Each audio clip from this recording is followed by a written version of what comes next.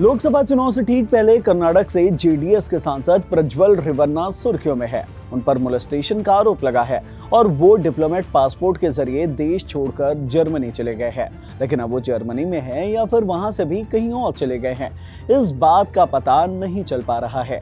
ऐसे में भारत सरकार और इंटेलिजेंस एजेंसीज ने उनकी खोज में जुटी हुई है और उनका पता लगाने के लिए विदेशी एजेंसियों के साथ मिलकर सांसद प्रज्वल रेवन्ना के लिए ब्लू कॉर्नर नोटिस जारी कर दिया गया है और अंदाजा लगाया जा रहा है कि अब तो उन्हें खोज निकाल ही लिया जाएगा और जल्दी देश वापस लाया जाएगा। ऐसे में जान लेते हैं कि आखिरकार ये ब्लू कॉर्नर नोटिस क्या होता है, इसे क्यों जारी किया जाता है, इसे जारी करने का प्रोसेस क्या होता है और इससे कैसे प्रज्वल रेवन्ना को खोजने में मदद मिलने वाली है। Hello everyone, I am Himanshu and you are watching uncut.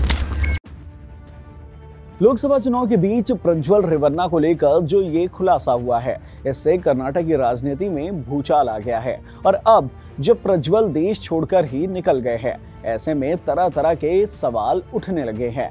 इस बीच पहले तो उनके डिप्लोमेट पासपोर्ट को लेकर कई तरह के सवाल उठे थे, उसी डिप्लोमेट पासपोर्ट पर जिसकी मदद से वो जर्मनी जा पाए थे, और अब सुर्खियां बन रही हैं उनके लिए जारी हुआ ब्लू कॉर्नर नोटिस। तो चलिए इसके बारे में भी आपको बता देते हैं।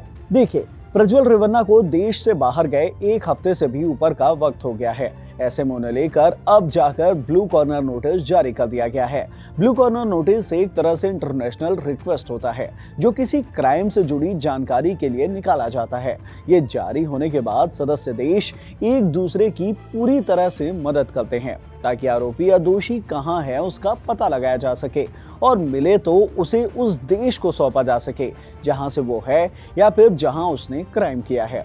सीबीआई इस ब्लू कॉर्नर नोटिस को बी सीरीज नोटिस कहती है। ये एक तरह से इंक्वायरी नोटिस ही है जो किसी की पहचान, उसके क्रिमिनल रिकॉर्ड या उसकी खोजबीन से जुड़ा हुआ होता है। अब ये जान लेते हैं कि ब्लू कॉर्नर नोटिस जारी कैसे किया जाता है और इसे जारी करने के लिए कौन कौन रिक्वेस्ट डाल सकता है। इंटरपोल के सदस्य देशों के बीच एक टाई अप है जिसके मुताबिक अगर रिक्वेस्ट जारी किए जाते हैं तो ये देश एक दूसरे देशों में गायब हुए वांटेड लोगों की तलाश करने में मदद करते हैं। राष्ट्रीय केंद्रीय ब्यूरो के रिक्वेस्ट पर सचिवालय नोटिस जारी करता है और इसी नोटिस पर इंटरपोल नोटिफिकेशन जारी कर देता है। रिक्वेस्ट डेटाबेस के जरिए सभी देशों तक पहुंचा दिए जाते हैं। इसके अलावा इंटरनेशनल क्रिमिनल ट्रिब्यूनल और इंटरनेशनल क्रिमिनल कोर्ट भी किसी भी अपराधी की धरपकड़ के लिए नोटिस निकलवा सकते हैं। ये क्रिमिनल नरसंहार, युद्ध अपराध या इसी तरह के बड़े अपराधों से जुड़े हुए होते हैं।